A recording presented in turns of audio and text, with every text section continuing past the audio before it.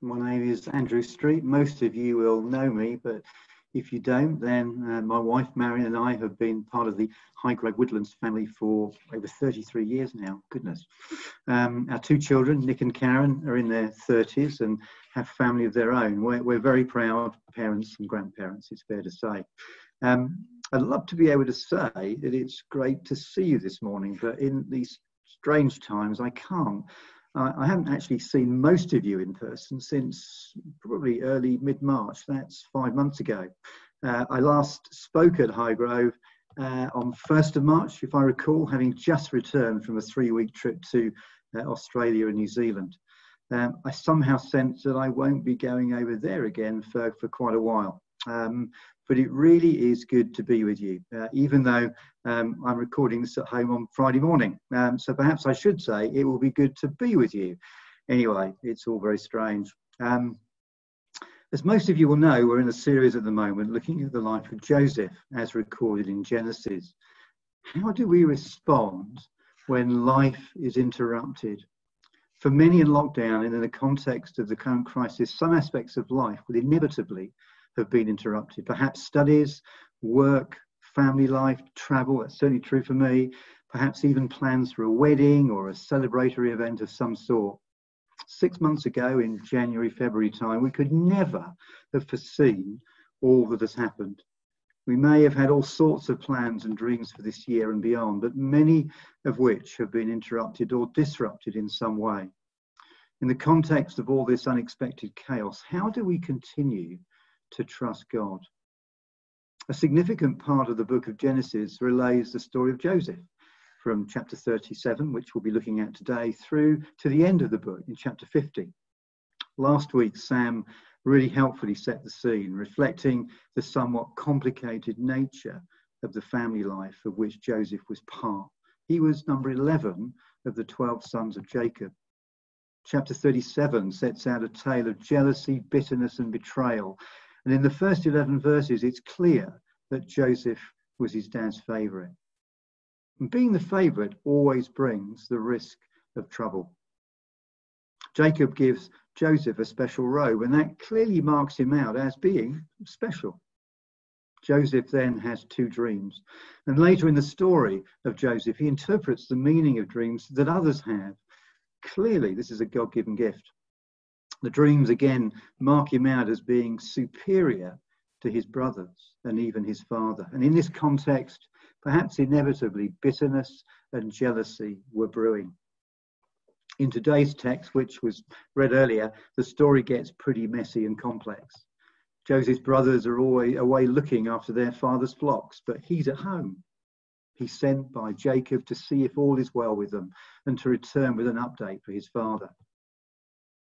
His brothers see Joseph coming and plan to kill him.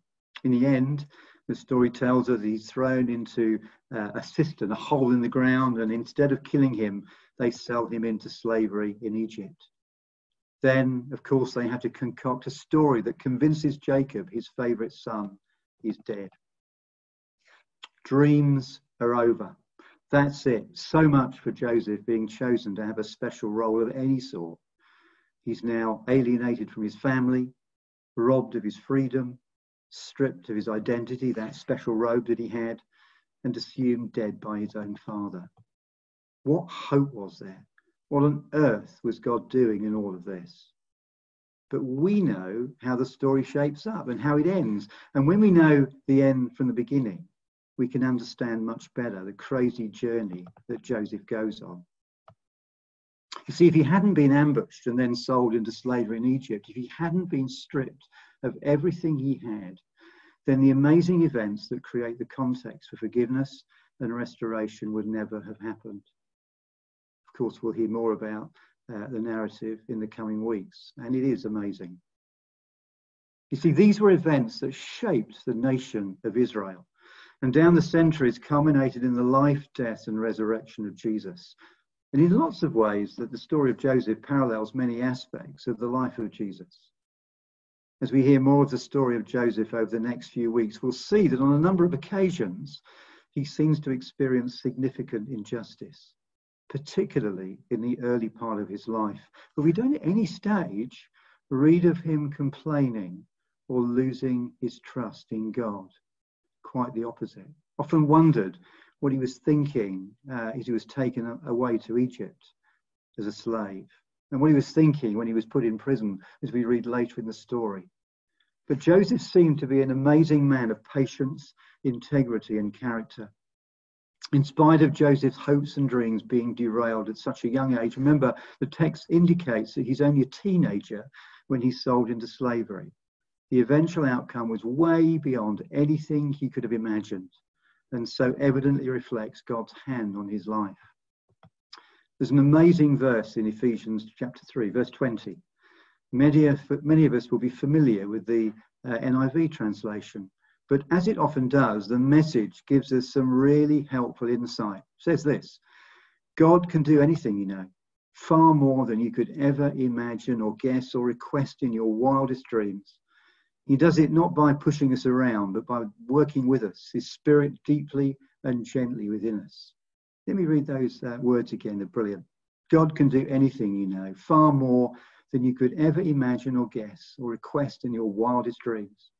He does it not by pushing us around, but by working within us, his spirit deeply and gently within us. And if we bring this story up to date with our own situations in the context of the current crisis, some of us may be journeying with the reality of dreams that appear to have been derailed, and perhaps as far away from being realised as they could possibly be. Studies interrupted, plans for university put on hold, a career potentially in ruins, a business at risk of collapse. It could be all manner of ways in which things simply haven't worked out as we had hoped or planned, and perhaps we now feel they never will. But it's in those tough times, often in dark times, that God always proves himself faithful.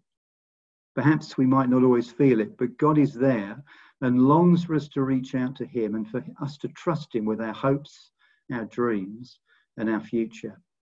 My brother, who lived in New Zealand and sadly died a few years ago, often used to say in the context of our daily struggles, and he had a few in the last few years of his life, he used to say this: we can either choose to be bitter or to be better.